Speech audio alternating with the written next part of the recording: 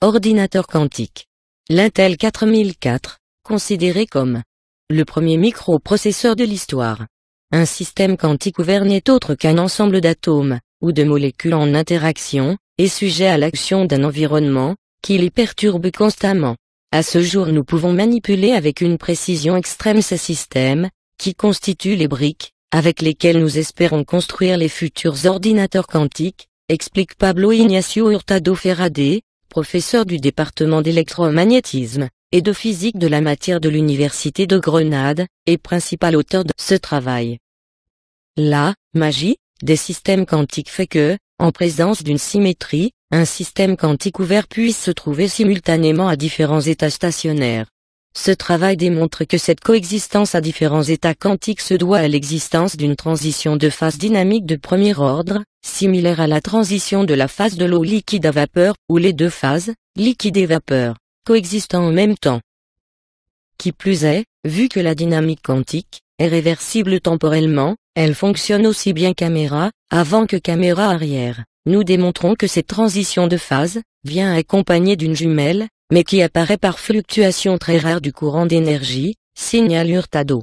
La coexistence quantique, induite par la symétrie, permet de stocker de façon robuste de multiples états quantiques cohérents, ce qui ouvre de nombreuses possibilités en calcul quantique, tel que le souligne Daniel Manzano, chercheur du MI et co-auteur de ce travail.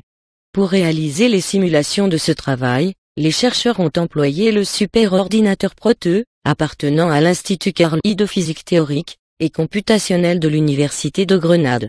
Proteux est un des superordinateurs de calcul scientifique les plus puissants d'Espagne, avec une capacité de calcul de plus de 13 teraflops qui atteint, grâce à ses 1100 noyaux de traitement, 2,8 téraoctets de RAM, et 48 téraoctets de stockage de données. Physique. Posté par Adrien le jeudi 26 février 2015 à minuit. Accélérateur SPS et LHC, ça tourne pour l'argon. Accélérateur de particules SPS et LHC argon.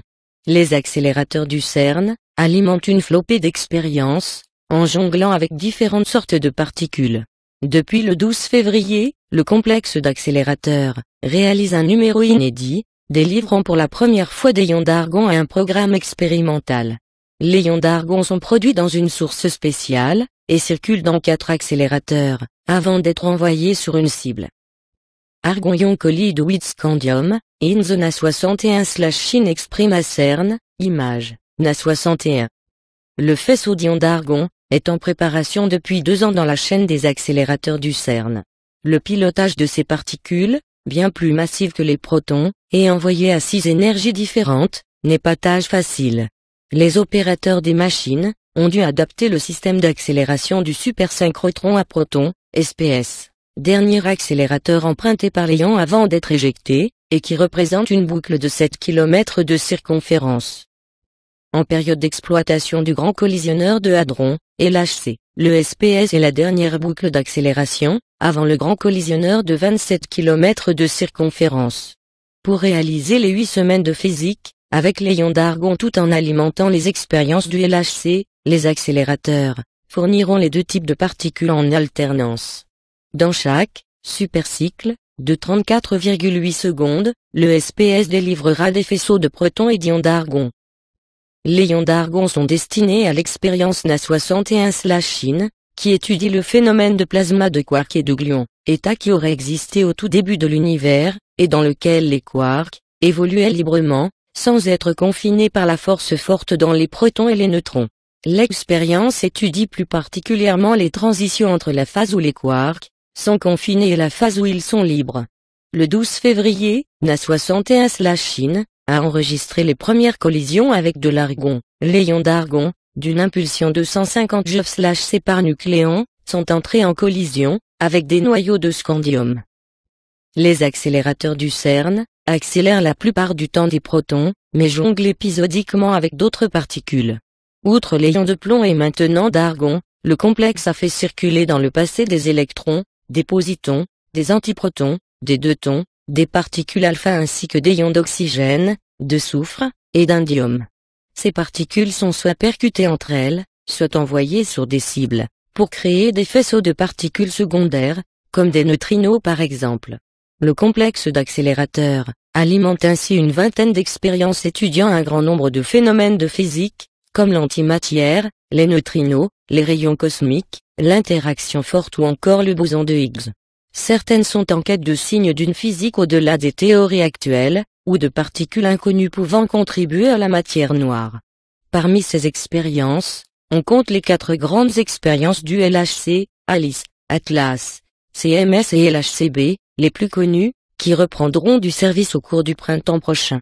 De surcroît, quelques dizaines d'expériences sont menées chaque année dans les installations de physique nucléaire Isolde, souligne Toff. Physique. Posté par Adrien le mercredi 25 février 2015 à midi. Les expériences LHC se préparent à redémarrer. LHC énergie accélérateur de particules. Le LHC s'apprête à redémarrer avec une énergie de collision de 13 TeV, soit bien plus que lors de la précédente période d'exploitation. Cette énergie record permettra aux physiciens de mettre à l'épreuve des théories, jusque-là invérifiables, et d'explorer de nouveaux territoires de la physique des particules.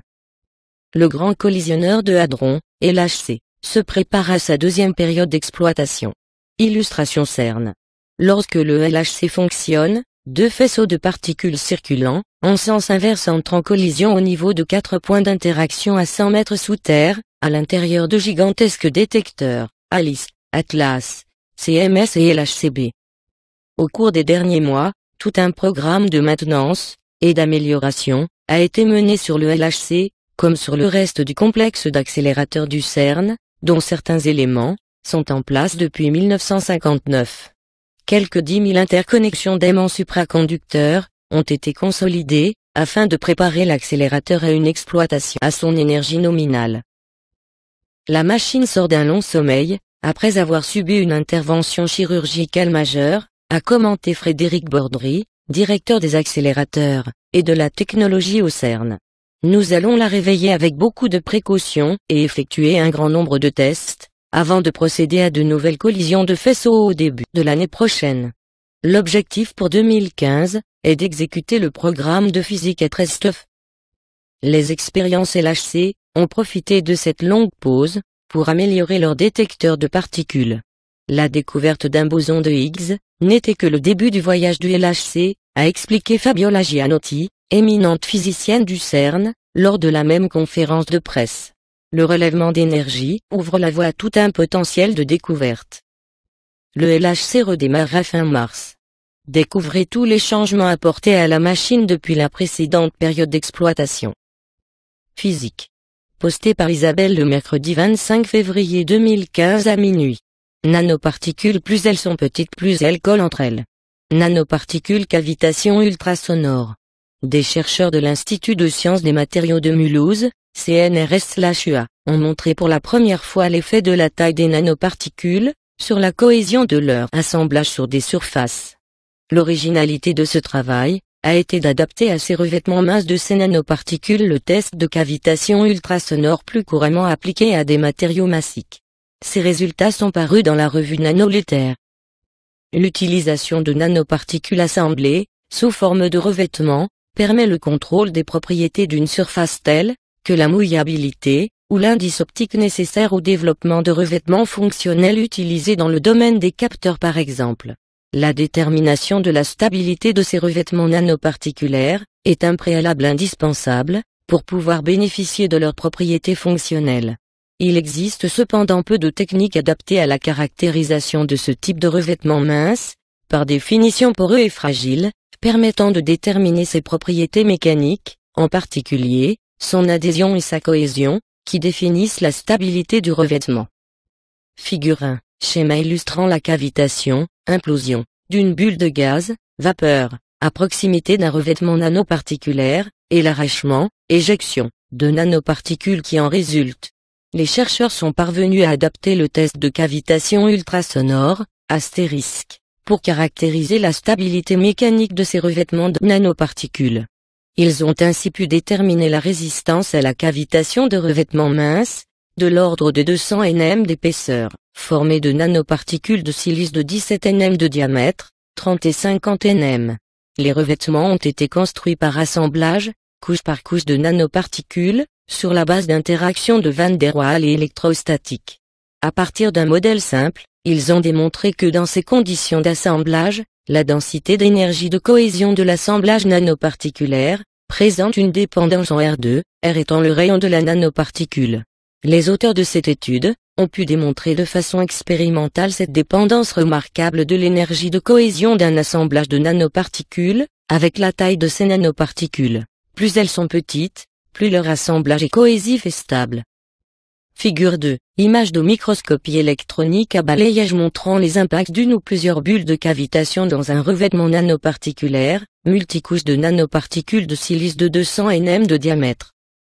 Ces travaux démontrent par ailleurs que le test de cavitation ultrasonore, méthode de caractérisation mécanique simple et accessible, est parfaitement adapté au revêtement de nanoparticules, qui présentent une cohésion faible, par rapport à d'autres types de revêtements, comme les revêtements métalliques ou céramiques. Note. Astérisque. Cavitation ultrasonore. Phénomène de nucléation, croissance et implosion de bulles de vapeur dans un liquide, sous l'effet de la propagation d'ondes acoustiques ultrasonores. Référence. Vajdini, Laurent Vonna, Amidou Edara. Expérimental charactérisation, of the nanoparticle 6 effect on the mechanical stability, of nanoparticle based coating. Nanoletter 15 décembre 2014. DOI. 10.021/NL 503768R. Astrophysique. Posté par Isabelle le mercredi 18 février 2015 à 12h10. Planck, un désaccord avec le fond diffus cosmologique. Planck amas de galaxies rechiffre. Amas de galaxies de Planck. Encore plus d'amas et des mesures toujours en désaccord avec le fond diffus cosmologique. Collaboration Planck met aujourd'hui à disposition de la communauté un nouveau catalogue d'amas de galaxies, extrait de la totalité des données de la mission. Il contient 1653 détections.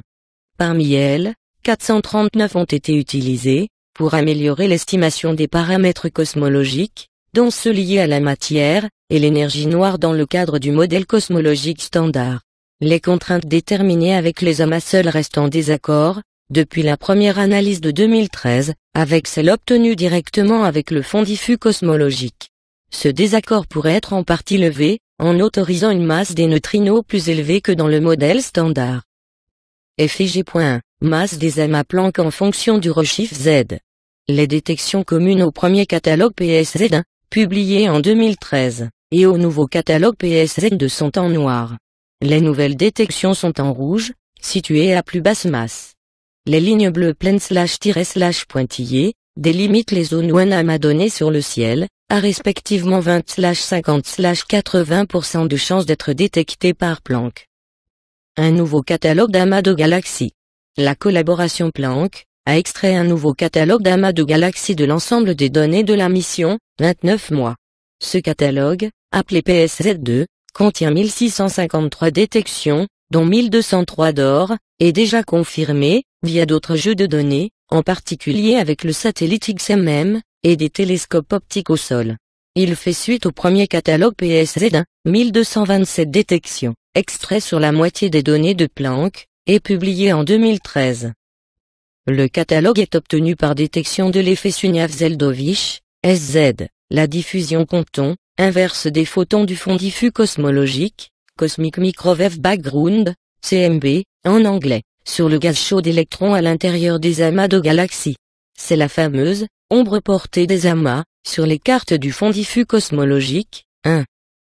L'utilisation de l'ensemble des données a permis de construire des cartes du ciel moins bruitées, donc augmentant la sensibilité permettant de détecter de nouveaux amas ayant une masse plus faible que ceux publiés dans le catalogue PSZ1. La figure 1 présente la distribution des masses des amas Planck en fonction du rechiffre. 2. Pour les 1094 amas du catalogue ayant un rechiffre mesuré par d'autres télescopes. Planck détecte les amas les plus massifs de l'univers, masse de plusieurs fois 1014 masses solaires, entre rechiffre 0, équivalent à l'univers d'aujourd'hui, et rechiffre 1, 8 milliards d'années.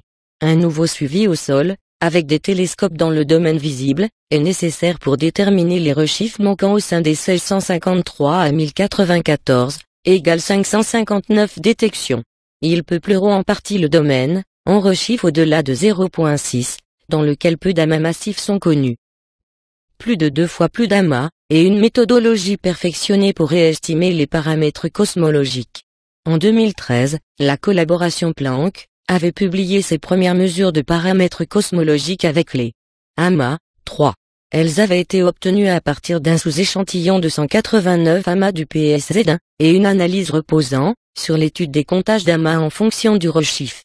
Les comptages d'amas sont particulièrement sensibles aux paramètres cosmologiques. 8. L'amplitude des fluctuations de densité de la matière baryonique et matière noire, qui influencent l'évolution des structures dans l'univers. Alors que le fond diffus cosmologique, CMB, assurait une valeur de 8 de 0.83, avec une barre d'erreur d'environ 0.03, les amas mesuraient 0.75. Ce désaccord se traduisait par un nombre d'amas observés 2 fois plus faible que celui prédit par le CMB. La collaboration Planck publie aujourd'hui une nouvelle analyse utilisant 439 amas au lieu de 189, et améliorant la méthode d'analyse, pour tenir compte de la distribution des amas non seulement en fonction du redshift, mais aussi en fonction du signal sur bruit. Cette analyse nécessite d'estimer précisément la masse des amas, quantité non fournie par l'analyse SZ. La collaboration Planck a pu mieux estimer les incertitudes systématiques, en utilisant 3 méthodes récentes permettant de calculer la masse des amas Planck, ceux du catalogue de Planck. Figure 2. Nouvelle contrainte cosmologique obtenue avec les amas Planck à un niveau de confiance de 68 et 95%. L'amplitude des fluctuations de densité de la matière, 8 déterminée avec les amas de galaxies, selon différentes hypothèses sur leur masse, contours de couleur verte, bleue, violette, reste sensiblement plus petite que celle déterminée avec le fond diffus cosmologique seul, CMB, contour en tiret noir. L'accord sur la quantité de matière ωm est quant à lui toujours bon. La figure 2 synthétise ces nouveaux résultats. Elle montre les contraintes à 68 et 95% de confiance obtenues pour 8. L'amplitude des fluctuations de densité de la matière et m. La quantité de matière dans l'univers. Les contours de couleur verte/bleue/violette correspondent aux nouvelles contraintes posées par les amas Planck pour les 3 mesures de masse des amas Planck. Les 2 premières sont réalisées par les collaborations Viking-The WTG, et Canadian Cluster Cosmology Project, CCCP, en utilisant l'effet de lentille gravitationnelle faible observé avec des télescopes optiques. La 3e, novatrice développée par le groupe de l'IRFIN, utilise directement l'effet de lentille des amas sur les anisotropies du CMB observées dans les données Planck. Le contour en trait noir est celui du CMB, Gibelin. Les 3 contours de couleur sont en désaccord avec celui du CMB à 1 degré plus ou moins important, selon la mesure de masse utilisée.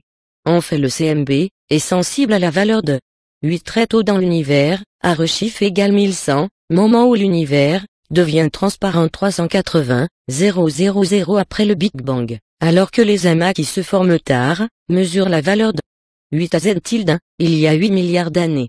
La relation entre ces 2 valeurs dépend de la croissance des structures. Or celle-ci est ralentie par les neutrinos, d'autant plus qu'ils sont massifs.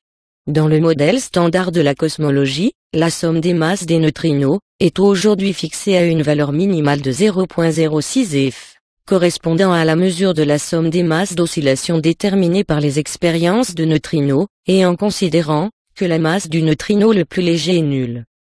Le désaccord sur 8 entre CMB et amas peut être résolu si on permet que la somme des masses des neutrinos soit comprise entre 0.2 et 0.3 f. Cependant, cette valeur haute entre en conflit avec les contraintes posées par les BAO et l'analyse des forêts Lyman alpha 4, qui impose à cette somme d'être plus petite que 0.15 f. La masse des neutrinos aide donc à la réconciliation, mais ne peut pas être la seule explication au désaccord entre les amas et le CMB. Une autre solution serait de réviser encore plus la masse des amas vers le haut, mais cela pose des problèmes astrophysiques. Par exemple, la proportion du gaz dans les amas, par rapport à la matière noire, n'est plus représentative de sa valeur dans l'univers, un déficit non prédit par les modèles actuels de formation des amas. Il faudra poursuivre les analyses, en particulier en cherchant à mesurer avec toujours plus de précision les masses des amas. Note 1. http://irfin.cea.fr/sap/fossa/vie_d_l D souligné ast égale 3286. 2. Le rechiffre donne la vitesse d'éloignement, laquelle donne la distance, qui permet de dater l'événement galactique observé. Le rechiffre d'un rayonnement mesure l'âge, et la distance de son émetteur. 3. http://www.anda.org/article/a/abs/20 21-13. HTML. 4. http://adza.harvard.edu/abs/2014-arxi241-4-72444p. Source et illustration. CEA-IRFIN. Astrophysique. Posté par Adrien le mardi 17 février 2015 à minuit. Action. Nouvelles données sur la nature de la matière noire. Matière noire action photon. Une recherche réalisée par des scientifiques de l'Université de Grenade peut contribuer à déterminer la nature de la matière noire, un des plus grands mystères de la physique qui, comme il est su par ses effets gravitationnels, constitue plus de 80% de la masse de l'univers. Dans un article publié dans la revue Physical Review Letter, Adria Ayala et sa directrice de thèse Immaculada Dominguez, membre du groupe FQM 292 Évolution stellaire et nucléosynthèse de l'Université de Grenade, sont arrivés à mettre des limites aux propriétés de l'une des particules candidates à matière noire, les actions. Constante de couplage action-photon, en fonction de la fraction de masse initiale de 4He, I, de l'étoile. Y sont signalées les limites obtenues par différentes méthodes. D'après l'analyse réalisée par les chercheurs, les valeurs les plus probables se trouvent dans la zone orange, la limite supérieure à temps celle indiquée en rouge. Ont également participé à ce travail Maurizio Gianotti, Université de Bari, États-Unis, Alessandro Mirizi, Deutsche Elektronen-Synchrotron, de SI, Allemagne, et Oscar Straniero, Institut national d'astrophysique, INAF Observatoire astronomique de Tramo, Italie.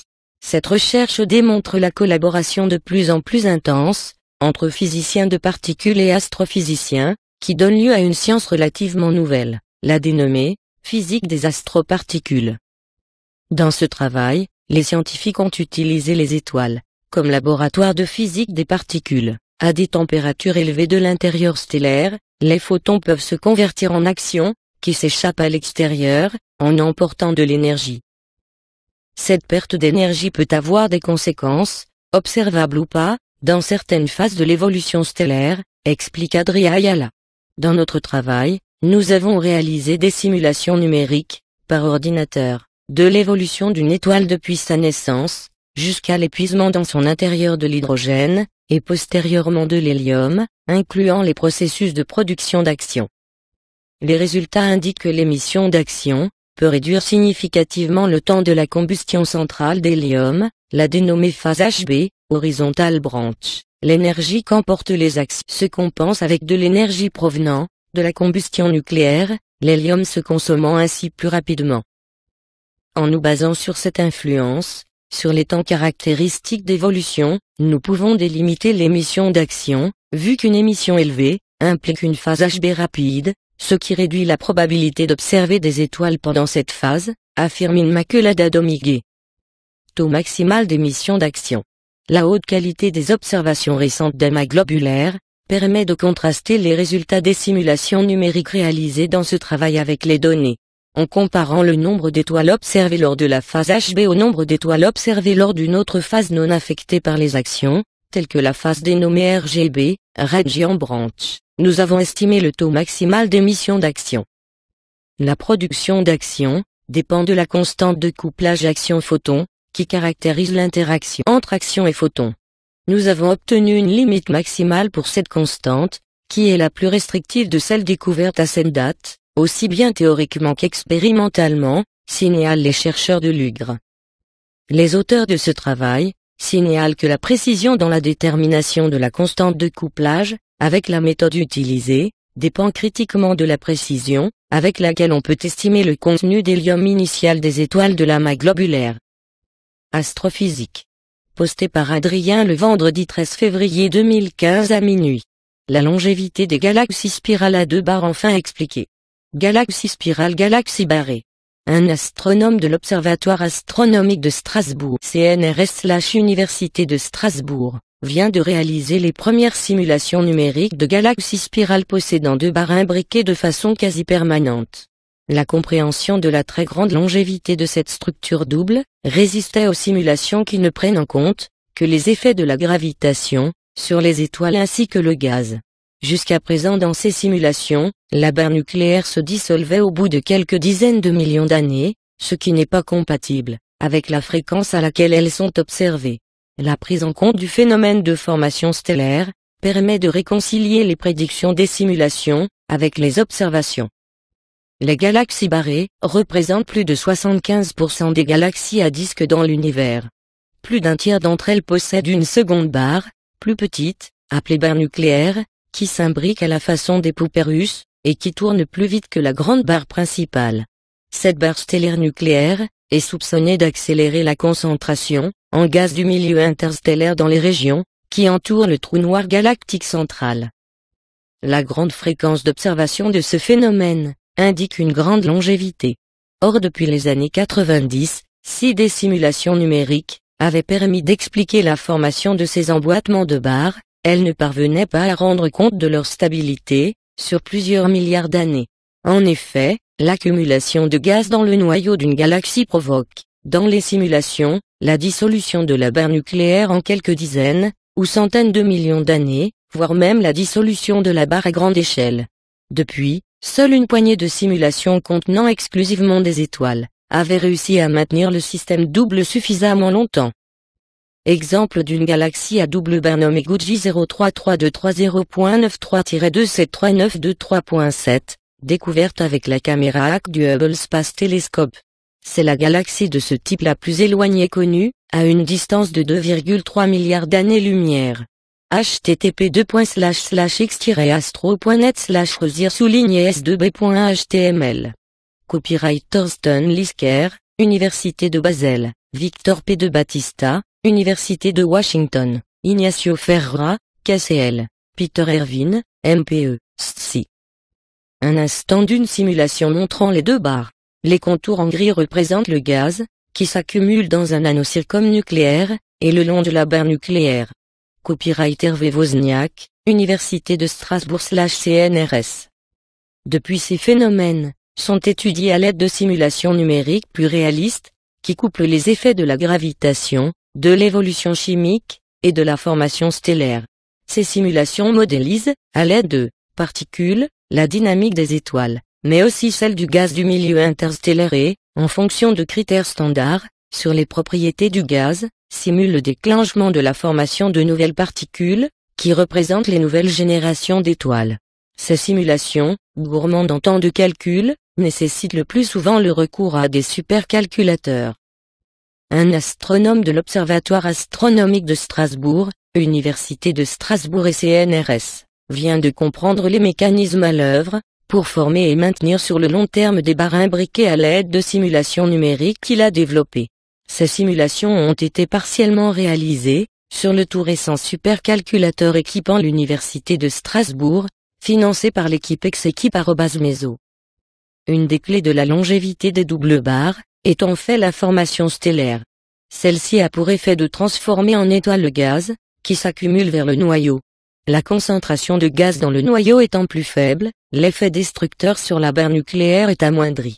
De plus, ces nouvelles étoiles viennent accroître la masse de la barre nucléaire. L'étude suggère également que les 2 barres tournent à des vitesses tellement différentes qu'elles ne se perturbent pas l'une l'autre, via le mécanisme physique de résonance. Astrophysique. Posté par Adrien le vendredi 6 février 2015 à midi. Planck dévoile le côté dynamique de l'univers. Rayonnement fossile Planck. La collaboration Planck, qui implique notamment le CNRS, le CEA, le CNES et plusieurs universités et établissements français, révèle à partir d'aujourd'hui des données issues des 4 années d'observation du satellite Planck de l'Agence spatiale européenne, ESA. La mission Planck est dédiée à l'étude du rayonnement fossile, l'écho lumineux du Big Bang. Les mesures, faites dans 9 bandes de fréquences, permettent de construire des cartes de la température du ciel, mais aussi de sa polarisation, qui nous donne des informations supplémentaires à la fois, sur l'univers très jeune, âgé de 380 000 ans, et sur le champ magnétique de notre galaxie. Ces données et les articles associés sont soumis à la revue Astronomie et Commercial Astrophysique, et sont disponibles sur le site web de l'ESA. 2. Des informations qui permettront notamment de mieux déterminer le contenu en matière et en énergie de l'univers, l'époque de la naissance des premières étoiles ainsi que le taux actuel d'expansion de l'espace. Copyright ESA, collaboration Planck/E. Yvon/CNRS.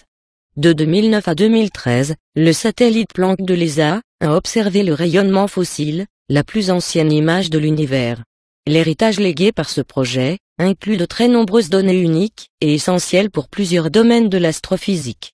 Citons entre autres la carte de l'émission polarisée de la poussière interstellaire ainsi qu'un catalogue de 13 188 nuages denses et froids de notre galaxie, et 2653 amas de galaxies détectés par leur interaction avec le rayonnement fossile, mais aussi des informations sur la façon dont la matière s'est peu à peu concentrée lors des 10 derniers milliards d'années et, enfin et surtout, la carte de ce rayonnement fossile sur tout le ciel.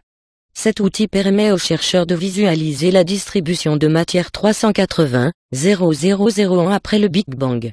Grâce à ces données, nos connaissances sur l'univers jeune deviennent dynamiques et permettent d'explorer tous les rouages du modèle cosmologique. Le rayonnement fossile. Sur la carte ci-dessus, les couleurs indiquent les écarts de la température du rayonnement fossile par rapport à sa valeur moyenne. Les zones bleues, plus froides, et les zones rouges, plus chaudes, témoignent des variations dans la densité de la matière tôt dans l'histoire de l'univers. La direction et l'intensité de la polarisation apparaissent en filigrane sur la carte de température. Elles forment une empreinte qui témoigne des mouvements de matière, qui chutent vers les régions les plus denses, et fuient les régions moins denses. Ces structures s'observent à différentes échelles sur le ciel.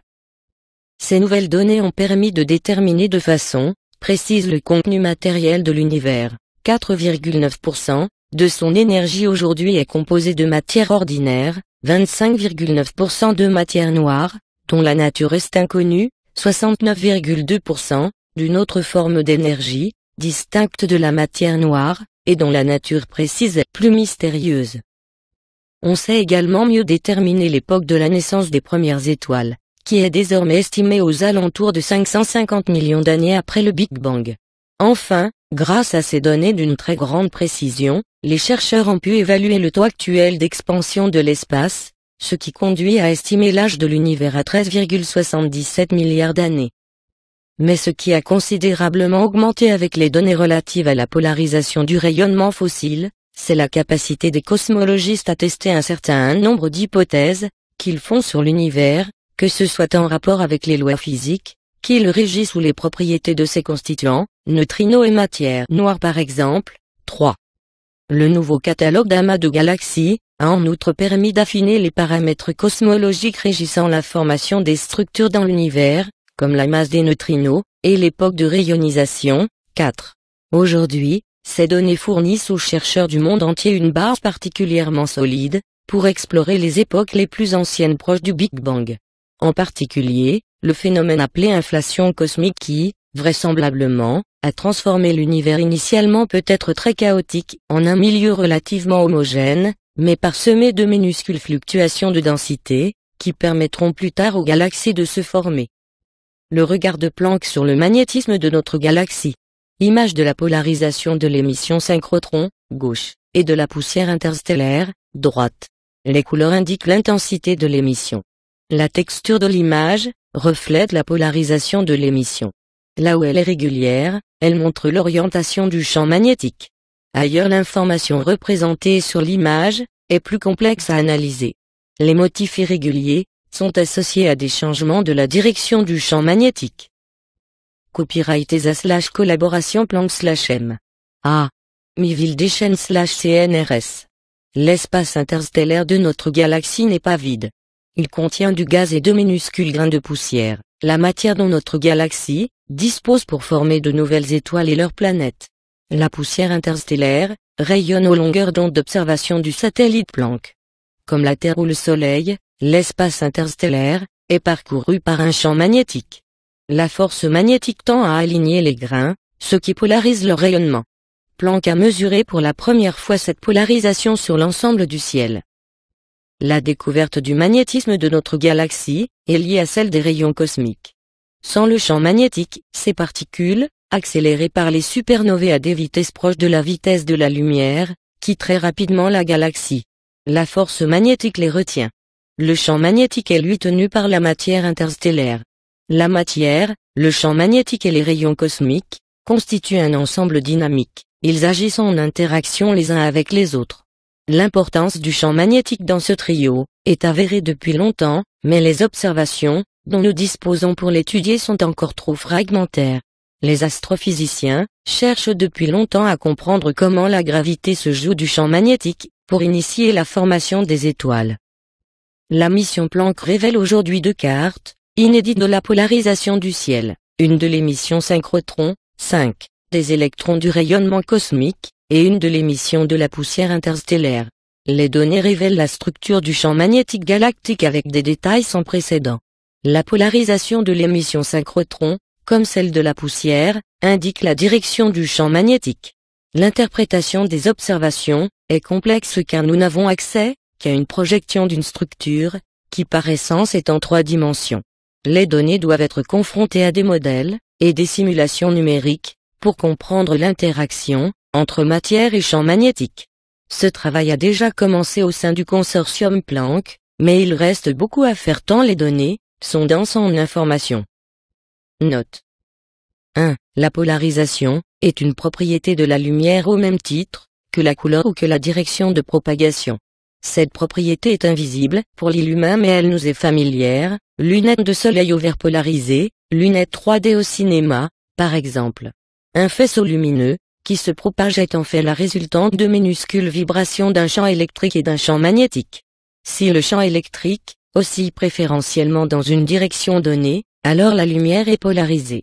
Certains phénomènes physiques produisent naturellement de la lumière polarisée, c'est le cas dans le rayonnement fossile.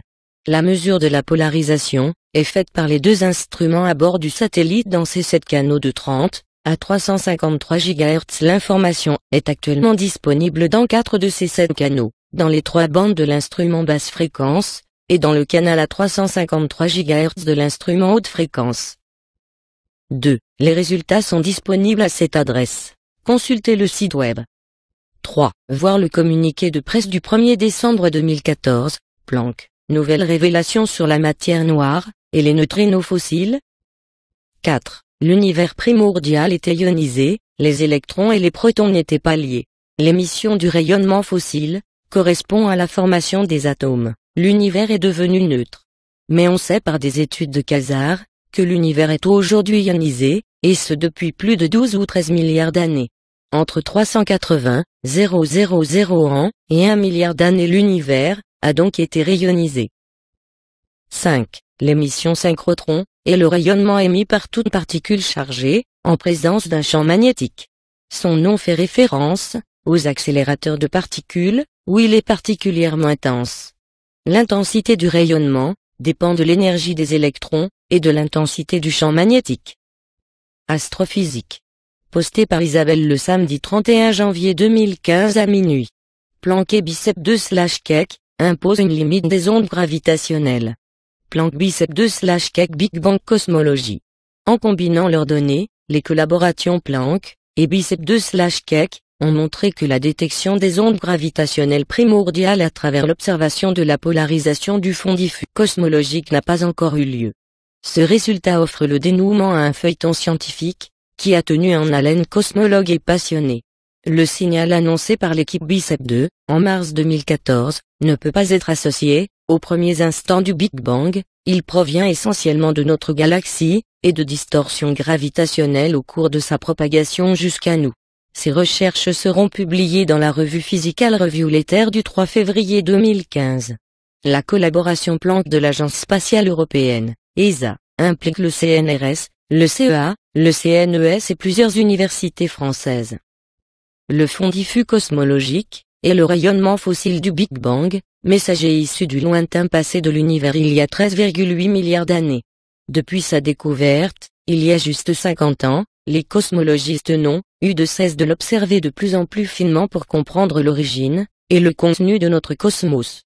Le satellite Planck de l'ESA l'a mesuré ces dernières années avec une précision sans précédent et a déjà apporté son lot exceptionnel de découvertes, même si les données ne nous ont pas encore livré tous leurs secrets. Le fond diffus est une image instantanée de l'univers 380 000 ans après le Big Bang. Les cosmologistes l'étudient pour remonter beaucoup plus loin encore dans le temps, de 380 000 ans, jusqu'à l'époque d'origine de ces fluctuations. Il s'agit sans doute d'une phase d'expansion exponentielle, pendant une infime fraction de seconde, qu'ils appellent inflation, qui s'est naturellement accompagnée de la génération d'ondes gravitationnelles. Ces ondes se propagent dans l'univers, déformant la trame de l'espace-temps. Elles sont beaucoup trop faibles pour être détectées aujourd'hui directement sur Terre, mais elles ont pu laisser une empreinte sur une autre quantité mesurable, la polarisation du fond diffus cosmologique, en particulier des modes spécifiques de polarisation, appelés modes B, qui sont au cœur des recherches menées par les collaborations Planck et BICEP2. Mars 2014, les détections de BICEP2. En mars 2014, à l'issue de plusieurs années d'observation, l'équipe BICEP2, dont le télescope se situe au pôle sud, avait publié un résultat très médiatisé annonçant qu'un signal polarisé en mode B avait été détecté dans une région du ciel choisie, pour être a priori peu contaminée par le rayonnement de notre galaxie. L'interprétation de ce signal a initialement été annoncée comme une détection très probable des ondes gravitationnelles primordiales. Le doute s'est néanmoins installé rapidement dans la communauté scientifique, car les observations de BICEP2 n'apportaient que très peu de contraintes sur la partie d'origine galactique du signal, contaminant potentiel pour l'observation des modes B à tout le moins. Les modes B de BICEP2 n'étaient-ils pas, au moins partiellement, un signal galactique? L'équipe Planck était seule en mesure d'aborder cette question, grâce à ses données d'observation du ciel à une fréquence d'émission plus haute que celle de BICEP, où le signal galactique est dominant. Septembre 2014-Planck analyse la contribution galactique. Une première réponse est arrivée en septembre 2014, avec une publication Planck montrant que l'émission polarisée de la poussière galactique est, sur la totalité du ciel, d'amplitude au moins comparable au signal mesuré par BICEP2, ne laissant donc aucune fenêtre totalement propre pour chercher les ondes gravitationnelles primordiales. Ce résultat statistique laissait néanmoins encore une incertitude quant à la nature du signal mesuré par BICEP2. Était-il possible de démontrer qu'au moins une partie du signal était le signal cosmologique recherché? Janvier 2015 – la collaboration Planck-BICEP2/Keck porte ses fruits. Les équipes de Planck et de BICEP2 se sont alors jointes pour répondre à cette question. Au cœur de ce travail se trouvait la carte du signal galactique produite par Planck, et celle du signal mesuré par BICEP2, complétée par de nouvelles observations obtenues depuis mars, avec le télescope Keck également au pôle sud. La comparaison des trois jeux de données a alors permis de montrer que la contribution galactique est dominante aux échelles angulaires, où le signal des ondes gravitationnelles primordiales est attendu. Cette image montre une zone du ciel proche du pôle sud, galactique basée sur les observations faites par Planck Phi à 353 GHz. Les couleurs représentent l'émission de la poussière, une composante mineure, mais cruciale du milieu interstellaire, qui baigne la Voie lactée. La texture, en revanche, montre l'orientation du champ magnétique galactique. Cette information est déduite de la direction de l'émission de lumière polarisée par les poussières. La région indiquée par le pointillé blanc est celle qui a été observée par les expériences Keck et BICEP2 depuis le pôle sud. Copyright ESA/collaboration Planck. Remerciements, Monsieur A. Miville Deschênes, CNRS, Institut d'astrophysique spatiale, Université Paris-Sud, Orsay, France. Après correction de l'émission galactique, une polarisation B du fond diffus cosmologique a bien été détectée, mais elle correspond au signal attendu associé à l'effet de lentille gravitationnelle exercé par la distribution de matière sur le chemin des photons jusqu'à nous. Ce signal se distingue de celui des ondes gravitationnelles primordiales par sa répartition en échelle angulaire. Il est à noter que cette détection directe, qui nous renseigne sur la distribution de la matière dans l'univers, n'est pas la première détection de cet effet, mais elle est de loin la plus précise réalisée à ce jour. Ainsi, après élimination du signal galactique, et de la contribution de l'effet de lentille, il résulte que les données ne permettent pas de détecter sans ambiguïté l'empreinte recherchée des ondes gravitationnelles. Cela ne signifie pourtant pas que ce signal n'existe pas, il est seulement trop faible pour être détecté avec ce jeu de données. En revanche, Cela a permis à la collaboration Planck/Bicep2/Keck d'établir une limite supérieure pertinente à l'intensité des ondes gravitationnelles primordiales. Cette limite directe est, en accord avec celle obtenue indirectement en 2013, par Planck seul sur la base des fluctuations, en température du fond diffus.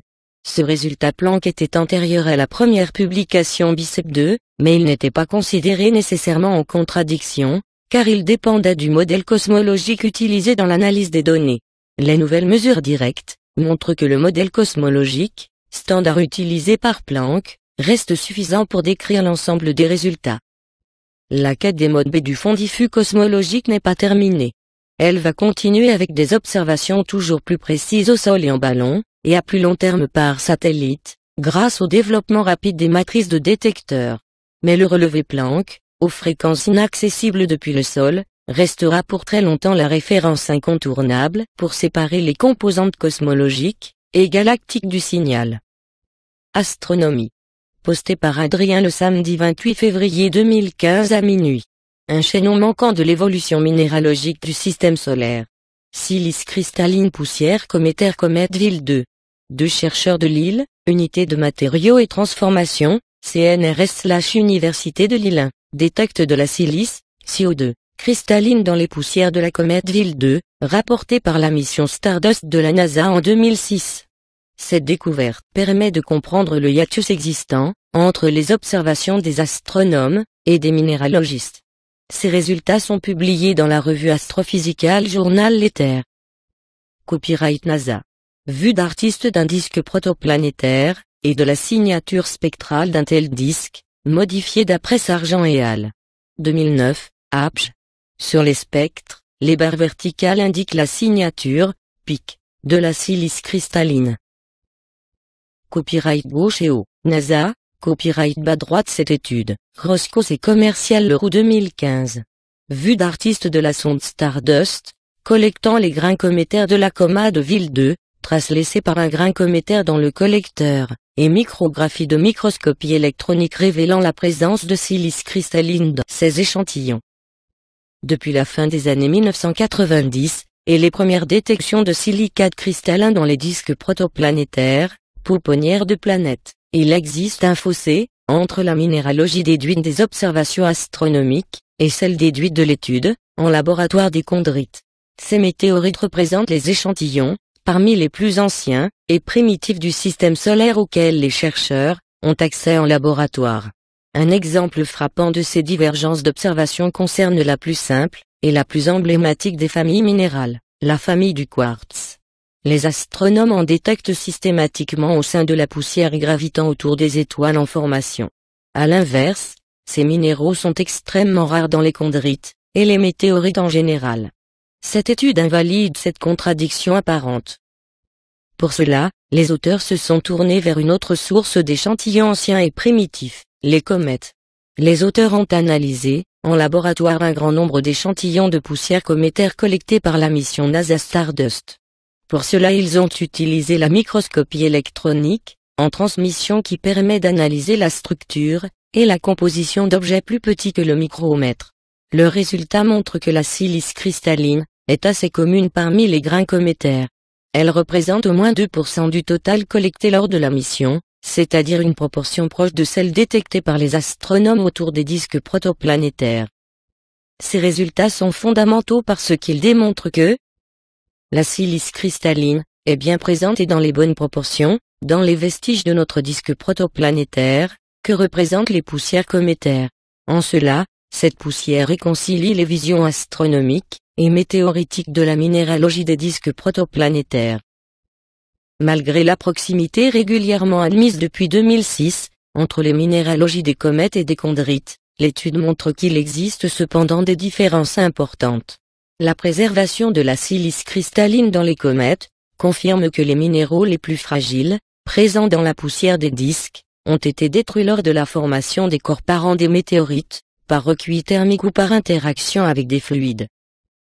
Les grains cométaires sont bien le chaînon manquant dans la compréhension de l'évolution des poussières primordiales des disques, jusqu'à la formation des planètes telluriques. Ces résultats nous éclairent sur l'origine des systèmes planétaires et confirment, dans la lignée du succès de Rosetta, que les comètes ont encore bien des choses à nous apprendre. Les échantillons Stardust confirment enfin la pertinence de l'observation des systèmes planétaires lointains, pour comprendre les premiers instants de notre système solaire en particulier. Astronomie. Posté par Adrien le vendredi 27 février 2015 à 17h. VLT. Au-delà de Hubble, MUSE dessine l'image 3D de l'univers lointain. VLT Hubble Univers lointain MUSE. L'instrument MUSE installé sur le très grand télescope, VLT, de l'ESO a offert aux astronomes la meilleure image, en 3 dimensions jamais réalisée de l'univers profond. Après avoir pointé, pendant seulement 27 heures la région du champ profond sud de Hubble, HDFS pour Hubble Deep Field South, les nouvelles observations révèlent les distances, les mouvements et bien d'autres propriétés de bien plus de galaxies, que ce que l'on avait pu observer dans cette petite partie du ciel. Ces observations vont aussi au-delà de Hubble, et dévoilent des objets invisibles précédemment. Cliquez sur l'image pour l'agrandir. Grâce à de très longues observations pointées sur quelques régions du ciel, les astronomes ont réalisé de nombreuses images de l'univers lointain, dites champs profonds. Ces images ont révélé de nombreuses informations sur l'univers, lorsqu'il était tout jeune. La plus célèbre d'entre elles est celle du champ profond de Hubble réalisée avec le télescope spatial Hubble NASA/ESA, pendant plusieurs jours à la fin 1995. Cette image spectaculaire, et emblématique a transformé notre vision de l'univers jeune. 2 années plus tard une vue similaire, était produite sur une portion du ciel de l'hémisphère sud, le champ profond sud de Hubble. Toutefois, ces images à elles seules, ne suffisent pas à tout comprendre des objets du ciel profond. Pour obtenir plus d'informations, les astronomes étaient alors contraints d'observer un à un les objets avec d'autres instruments, tâche longue et laborieuse. Mais maintenant, pour la première fois, le nouvel instrument MUSE peut réaliser les 2 actions, en même temps et bien plus rapidement. L'une des premières observations réalisées avec MUSE, après qu'il ait été installé, et testé sur le VLT en 2014, a été une longue observation du champ profond sud de Hubble. Le résultat dépasse toutes les espérances. Après seulement quelques heures d'observation au Chili, nous avons jeté un œil aux données, et nous avons découvert beaucoup de galaxies, c'était très encourageant. De retour en Europe, nous avons commencé à étudier les données plus en détail. C'était comme pêcher en eau profonde et chaque nouvelle prise générait beaucoup d'enthousiasme et de discussion sur les espèces que nous étions en train de découvrir, explique Roland Bacon, Centre de recherche astrophysique de Lyon, France, CNRS, chercheur responsable de l'instrument MUSE, et de l'équipe qui a réalisé ces observations. Ainsi pour chaque élément de l'image du HDFS prise par MUSE il n'y a pas seulement des pixels, mais aussi un spectre révélant l'intensité des différentes couleurs de la lumière à cet endroit, près de 90,000 spectres au total. 1. À partir de ces spectres il est possible de connaître la distance, la composition et les mouvements internes de centaines de galaxies lointaines, ainsi que de quelques étoiles très faiblement lumineuses appartenant à notre galaxie. Bien que le temps de pause total ait été bien plus court que pour les images de Hubble, les données de MUSE du HDFS dévoilent plus de 20 objets très peu lumineux dans cette petite zone du ciel, que Hubble n'avait pas du tout observé. 2. Notre plus grande excitation a été de constater que nous voyons des galaxies extrêmement distantes, qui n'étaient même pas visibles dans les images les plus profondes de Hubble. Après tant d'années de travail sur l'instrument, cela a été un joie immense de le voir en action, et nos rêves se concrétiser, ajoute Roland Bacon. L'analyse détaillée des spectres mesurés du HDFS a permis à l'équipe de déterminer la distance de 189 galaxies. Certaines de ces galaxies sont relativement proches, mais la plupart sont très éloignées, et très anciennes et datent de moins d'1 milliard d'années après le Big Bang. C'est plus de 10 fois le nombre de mesures de distance, dont nous disposions précédemment dans cette zone du ciel. Pour les galaxies les plus proches, MUSE est capable de les observer avec un luxe de détails sans précédent. En observant les différentes parties de la même galaxie, MUSE peut ainsi déterminer leur rotation, et mettre en évidence comment les autres propriétés varient d'un endroit à l'autre. C'est un des moyens les plus puissants pour comprendre comment les galaxies évoluent au cours du temps cosmique. Maintenant que nous avons démontré les capacités exceptionnelles de MUSE pour explorer l'univers profond, nous allons observer d'autres champs profonds tels que le champ ultra-profond de Hubble. Nous serons en mesure d'étudier des milliers de galaxies et d'en découvrir de nouvelles, très ténues ou très lointaines. Ces jeunes galaxies, observées telles qu'elles étaient, il y a 10 milliards d'années, ont progressivement grandi pour devenir des galaxies semblables à notre Voie lactée d'aujourd'hui, conclut Roland Bacon. Note 1. Chaque spectre couvre une gamme de longueurs d'onde allant, de la partie bleue du spectre, jusqu'au proche infrarouge, 375, 930 nanomètres. 2. Musée particulièrement sensible, aux objets qui émettent le gros de leur énergie à certaines longueurs d'onde bien spécifiques telles, que celles montrées dans les données, sous forme de points brillants. Les galaxies du jeune univers, présentent typiquement ce genre de spectre, car elles contiennent de l'hydrogène gazeux, qui rayonne dans l'ultraviolet depuis les jeunes et chaudes étoiles. Astronomie. Posté par Adrien le jeudi 26 février 2015 à minuit. Sommes-nous seuls dans l'univers? On le saura bientôt. Télescope James Webb vie extraterrestre. Les miroirs du nouveau télescope James Webb, dont la construction s'achève et qui facilitera l'étude des origines de l'univers. Photo. David Higginbotham/NASA. D'ici 10 ans, on aura repéré à l'extérieur de notre système solaire des planètes semblables à la Terre, possédant une atmosphère, des continents et des océans, et permettant l'apparition de la vie. C'est la prédiction astronomique que fait René Doyon, professeur à l'Université de Montréal. Je me lève le matin, en me demandant comment on va découvrir les premières formes de vie extraterrestres, nous y sommes presque. Depuis la découverte par une équipe suisse, en 1995, d'une première planète tournant autour d'une étoile autre que le Soleil, plusieurs milliers d'exoplanètes ont été décrites, certaines même photographiées. La prochaine étape consiste à trouver une planète viable. Ce secteur est l'un des plus stimulants de la recherche scientifique actuellement.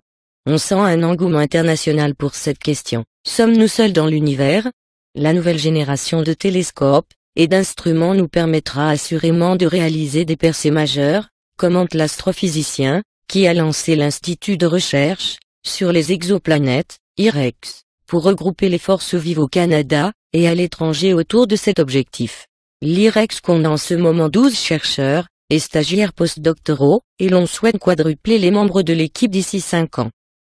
Si l'on sait de mieux en mieux distinguer les planètes gazeuses des planètes telluriques, composées d'un sol solide, les instruments nouvellement mis au point, installés notamment dans le télescope spatial James Webb, qui sera lancé en 2018, pourront définir la composition chimique de l'atmosphère des planètes ciblées dans un rayon d'une dizaine d'années-lumière. C'est l'un des projets scientifiques les plus importants de l'histoire, précise le professeur Doyon. Le télescope James Webb est doté d'instruments d'une grande complexité, et a nécessité des investissements de 8 milliards de dollars, dont 250 millions du Canada. Il permettra de mieux comprendre les origines de l'univers, mais aussi d'étudier les systèmes planétaires potentiellement habitables les plus rapprochés du Soleil. Pas de la science-fiction. Avec son équipe du département de physique de l'UDEM, il travaille depuis 2001, à l'élaboration de l'instrument canadien du télescope spatial. Pour cette contribution, son équipe et lui auront un accès privilégié de 450 heures d'observation au tout début de sa vie utile. Les chercheurs de l'IREX seront en bonne position pour sonder l'atmosphère des exoplanètes tempérées comme la nôtre. Il sera possible d'y déceler la vapeur d'eau et, avec un peu de chance, des traces de méthane et d'oxygène, les signatures de l'activité biologique. Ce n'est pas de la science-fiction, souligne René Doyon. L'instrument canadien du télescope James Webb a été spécialement conçu pour sonder l'atmosphère d'exoplanètes. Déjà construit, il est présentement en phase de rodage à la NASA, en prévision du lancement. René Doyon. Pour mettre au jour des traces de vie, il faut chercher des planètes dans la zone habitable, autour d'une étoile, zone ni trop proche ni trop loin de celle-ci, où l'on peut trouver de l'eau sous forme liquide. On ciblera une classe particulière de planètes, qui transitent devant leur étoile. Lors du passage de la planète devant son étoile, la lumière de cette dernière est alors filtrée par l'atmosphère de la planète, ce qui permet d'en révéler la composition chimique, une mesure extrêmement difficile, et seulement possible avec un télescope spatial équipé de la meilleure technologie. L'analyse des exoplanètes découvertes depuis 10 ans a déjà causé une surprise. La majorité des planètes dans le voisinage du Soleil sont de 2 à 10 fois plus massives que la planète bleue. De taille et de masse intermédiaire entre la Terre et Neptune, ces planètes qualifiées de super-Terre sont inexistantes dans notre système solaire. les superterres seront des cibles de choix pour sonder des atmosphères. Un premier million pour l'IREX. En plus de diriger l'équipe canadienne du télescope James Webb, le FGS, Guidance Sensor, et le NIRIS, Near Infrared Imaging and Slitless Spectrograph, qui prendront le chemin de l'espace en 2018, le professeur Doyon, est co-chercheur principal du projet Spirou, spectropolarimètre infrarouge, qui réunit des chercheurs du Canada, de la France, de la Suisse, du Brésil, de Taïwan et du Portugal. Présentement en cours de fabrication, cet instrument de haute précision aura la capacité, entre autres, de détecter des planètes telluriques habitables autour d'étoiles naines rouges. Spirou trouvera les mondes potentiellement habitables les plus rapprochés du Soleil. L'instrument est destiné au télescope Canada-France-Hawaï, pour une première lumière en 2017. Le projet comporte un volet pédagogique, pour les jeunes sous la forme d'une collaboration avec le magazine Spirou. On sent au contact de René Doyon, que la connaissance de l'univers pourrait bientôt connaître de nouveaux éclairages. La prochaine décennie promet d'être enlevante pour l'étude des exoplanètes, indique-t-il avec enthousiasme. Même si l'IREX n'existe que depuis quelques mois à peine, un mécène a déjà proposé d'offrir $1 million afin de créer des bourses d'excellence. Ce dont lance la campagne de financement de l'organisme, qui espère amasser 15 millions. Le souci de René Doyon, c'est d'arriver à combler ses besoins, en main-d'œuvre hautement spécialisée. Nous avons fondé l'IREX, pour concentrer les meilleures expertises de l'heure à Montréal. Nous travaillons en étroite collaboration avec nos collègues de l'université McGill dans cet objectif de faire de la métropole un pôle mondial de la recherche, sur les exoplanètes. Malgré cela, nous manquons d'universitaires chevronnés capables de nous aider dans cette quête. À l'heure actuelle, l'équipe de l'IREX comprend 2 autres professeurs titulaires de l'Université de Montréal, Gilles Fontaine et Pierre Bastien, et 2 professeurs adjoints, David Lafrenière et Patrick Dufour. Les chercheurs Étienne Artigot, Loïc Albert et Julien Rameau complètent l'équipe. Plusieurs étudiants à la maîtrise, et au doctorat sont également rattachés à l'Institut de recherche. Le télescope spatial James Webb remplacera en 2018 le télescope Hubble, arrivé à la fin de sa vie utile. Ces instruments permettront d'observer les étoiles et galaxies qui se sont formées immédiatement après le Big Bang ainsi que les systèmes planétaires, en dehors du système solaire. Le miroir est formé de 18 sections hexagonales de beryllium. Il sera près de 3 fois plus gros que le miroir de Hubble, et sera spécialisé dans l'observation du rayonnement infrarouge. Astronomie. Posté par Adrien le jeudi 19 février 2015 à minuit.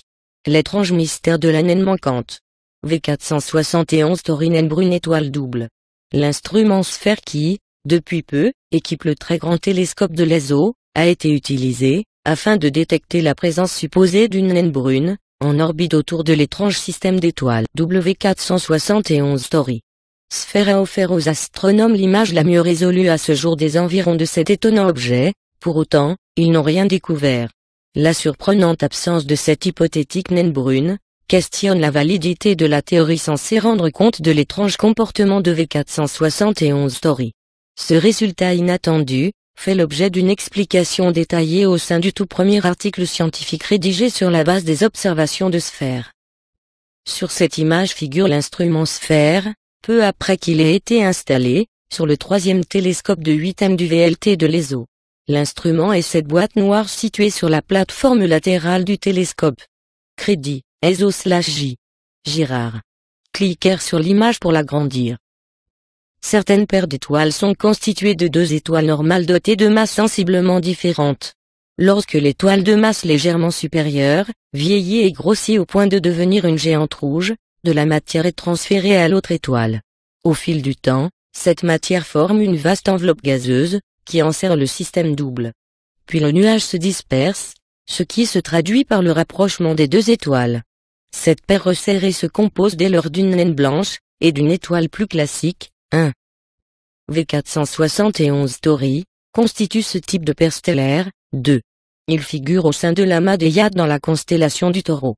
Son âge est estimé à 600 millions d'années, et sa distance à la Terre, avoisine les 163 années-lumière. Il est composé de 2 étoiles situées à très grande proximité l'une de l'autre, dont la période de révolution est d'une douzaine d'heures. À 2 reprises lors de chaque orbite, L'une des deux étoiles passe devant l'autre. Ce type d'éclipse se traduit par des variations périodiques de luminosité du système observé depuis la Terre. Une équipe d'astronomes conduite par Adam Hardy, Université de Valparaiso, Chili, a dans un premier temps utilisé le système Ultracam installé sur